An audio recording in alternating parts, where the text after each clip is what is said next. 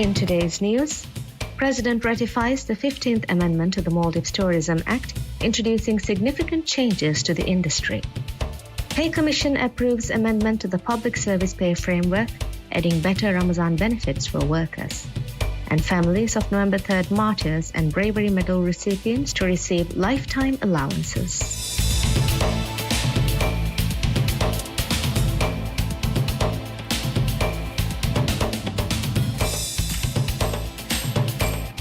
Bismillahirrahmanirrahim. Assalamu alaikum. Welcome to MM News. I'm Yusuf bin Muhammad. President Dr. Mohammed Moise ratifies the 15th Amendment to the Maldives Tourism Act following its approval by the People's Majlis on March 19, 2025. The amendment, which is now in effect, introduces significant changes to the allocation of islands, land, and lagoons for tourism development, as well as the management of tourism funds. Under the amendment, the President is empowered to designate uninhabited islands and lagoons within Council jurisdictions for tourism development. However, land for tourism purposes on inhabited islands must align with local urban development plans. The amendment also sets guidelines for resort development under the cross-subsidy model, with a focus on meeting government policies aimed at economic and social benefits. Additionally, the amendment introduces changes to lease extensions, which now require a fee and can be granted for a maximum of 49 years. It also mandates the Ministry of Tourism and Environment to regulate the closure and redevelopment of tourism establishments, ensuring compliance with newly established safety and operational standards. A key aspect of the amendment is the creation of a new tourism trust fund, replacing the previous tourism industry trust fund. The new fund will be used to support the development of the tourism sector and will be funded by various sources, including sponsorship funds from tourism activities and investments made by the ministry. The amendment also outlines a one-year deadline for the ministry to establish a compliance code for safety and operational standards in tourism services. The changes are part of a broader effort to enhance the sustainability and regulation of the tourism industry in the Maldives. The ratification of the amendment is a significant step in the government's push to modernize the legal framework governing tourism and improve financial oversight in the sector. The National Pay Commission approves the 7th Amendment to the Public Service Pay Framework, introducing better allowances and overtime benefits for public sector employees during Ramadan. A key highlight of the amendment is that employees providing essential services between the 20th day of Ramadan and the end of the month will receive an attendance benefit for each day they report to work.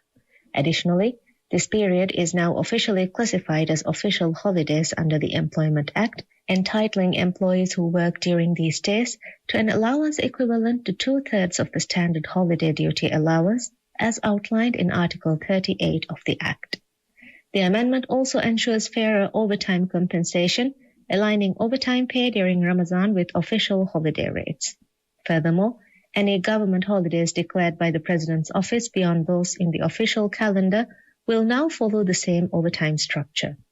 Unlike regular overtime regulations, these extra holidays will not count towards the existing 10% limit, guaranteeing full overtime pay for all required working hours. Another notable improvement is that employees under the Public Service Pay Framework will receive an attendance allowance for all days from the 20th of Ramadan until the end of the month, excluding Fridays and Saturdays, even if they do not report to work physically. The changes, now published in the Government Gazette, take immediate effect. We'll be back after a short break.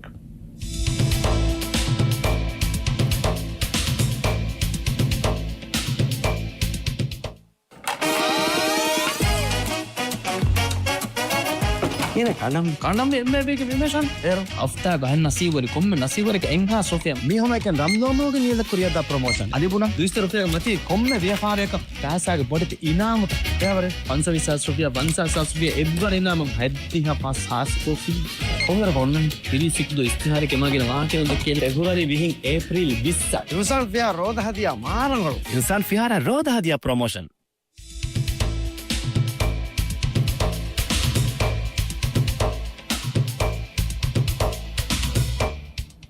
Welcome back.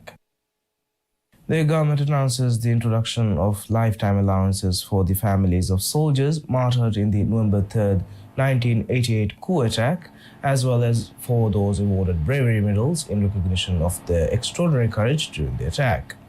This initiative fulfills a presidential pledge by President Dr. Mohamed Moise to recognize the sacrifices of those who defended the nation during the coup attempt. According to the new regulations gazetted by the Ministry of Defense on Wednesday, the families of martyred soldiers will receive monthly allowance of 9,000 rupiah for life.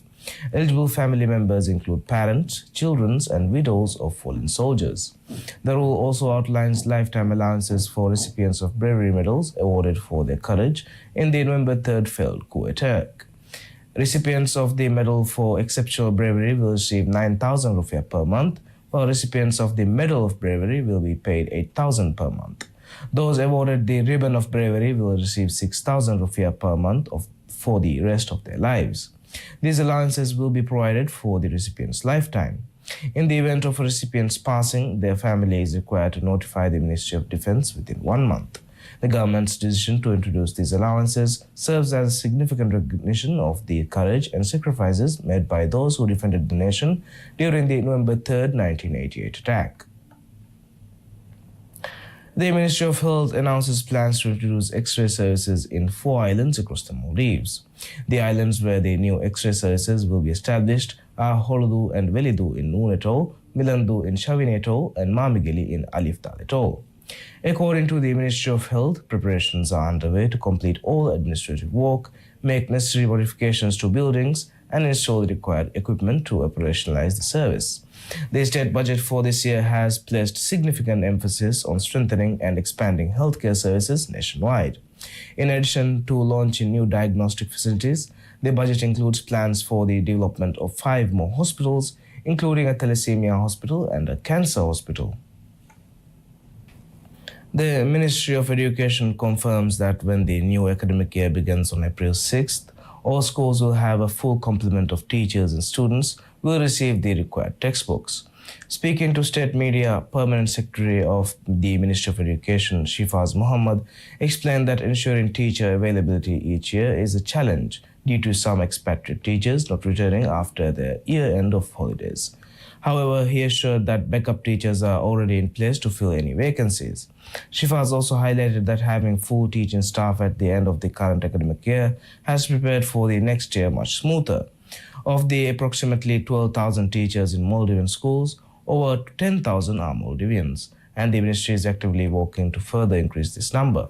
Addressing concerns about textbook availability, Ali Mufid, head of school administration at the ministry, said that distribution is currently underway across the Maldives. He assured that all students will receive their textbooks before the academic year begins. The government has also reversed the previous administration's decision to start the school mid-year. The transition back to a January start is set to be completed by 2026. Thank you for watching MM News. I'm Yusuf bin Muhammad, and happy Happiness Day.